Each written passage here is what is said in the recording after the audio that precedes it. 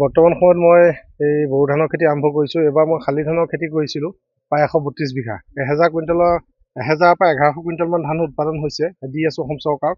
আৰু পোনপ্ৰথমে অসমৰ মুখ্যমন্ত্ৰী মহোদয়ক মই ধন্যবাদ জনাইছোঁ যে কৃষকৰ কাৰণে যিবিলাক সা সুবিধা দি আছে বৰ্তমান সময়ত, এইখিনি বহুত কৃষক উপকৃত হ'ব আৰু কৃষকৰ জীৱন বহুত উন্নত জীৱন যাপন কৃষকে কৰিব পাৰিব। সমাজত দেখা যায় কৃষকে সদায় দুখীয়া হৈ থাকে, কৃষকে সদায় দুৰ্বল মুহূৰ্তটো সদায় কৃষকৰ। গতিকে এতিয়া এইখন চৰকাৰ তেনেকুৱা নহ'ব। আৰু লগতে এতিয়া মই আমাৰ হোজাই কৃষি বিভাগক ধন্যবাদ জনাইছোঁ, ডিঅ ছাৰক, আৰু আমাৰ ইৰিগেশ্যন ডিপাৰ্টমেণ্টৰ বিষয়াসকলকো ধন্যবাদ জনাইছোঁ যে এই এনেকুৱা এটা পাম্প দি এই যে খেতিখিনি কৰিবলৈ যিখিনি সা সুবিধা দিছে। সুবিধা পাইছোঁ। বছৰ ইনকাম এইবাৰ মই ক'লো নহয় 1000 কুইণ্টেল, প্ৰায় 25 পৰা 27 লাখ টকা খালি শালি ধান উৎপাদন হৈছে। আৰু ফিচাৰী আছে, বাগান আছে। এতিয়া বড়ো ধান কৰিছোঁ, বড়ো ধানৰ পৰা উৎপাদন কৰিম বুলি আশা কৰিছোঁ। এইবাৰ 40 লাখ নহ'লেও 30 পৰা 35 লাখ টকা বছৰত উৎপাদন কৰিবলৈ সক্ষম হৈছোঁ এই চৰকাৰখনৰ দিনত। আৰু খুব মনত ফূৰ্তি, মনত উৎসাহ লৈ কাম কৰি দুগুণ উৎসাহে কৰি আছোঁ। আৰু ভৱিষ্যতে আৰু আগবাঢ়ি যাম বুলি মনত এটা অন্তৰত এটা আশা লৈ এই কামবিলাক কৰি আছোঁ।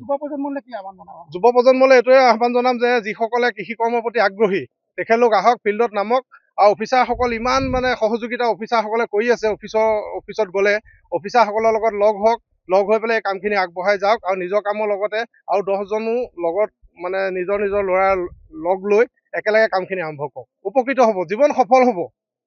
আহিলোঁ কাকি অঞ্চলত, ভাল লাগিছে। আমাৰ তেনেকৈ প্ৰগতিশীল কৃষক বহুতখিনি আছে অৱশ্যে এই অঞ্চলত।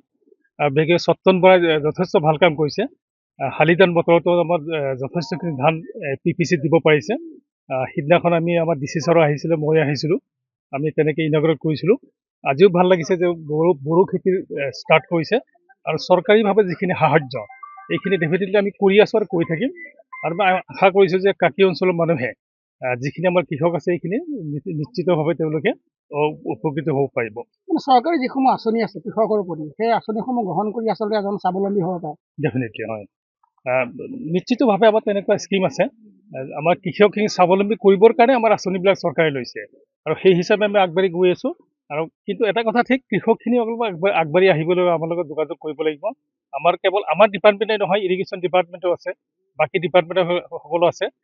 তেওঁলোকে নিশ্চিতভাৱে তেওঁলোকে সুবিধাবিলাক দি আছে, দি থাকিব। ইয়াত দেখিছোঁ এটা ডাঙৰ ডিপ টিউবৱেল কৰা আছে, আৰু ইতিমধ্যে ইৰিগেশ্যনৰ পৰা জনাইছে তেওঁলোকৰ এই আঁচনিটো আহিছে। গতিকে কাকি অঞ্চলৰ যথেষ্ট ডিমাণ্ড আছে, বিশেষকৈ পানীৰ কাৰণে পানীৰ ব্যৱস্থা কৰি দিব লাগিব। আৰু এইখিনি কৰিলে নিশ্চিতভাৱে আমাৰ যিটো ফচলৰ যিটো প্ৰডাকশ্যন এইখিনি নিশ্চিতভাৱে কাকি অঞ্চলত দিব পাৰিব।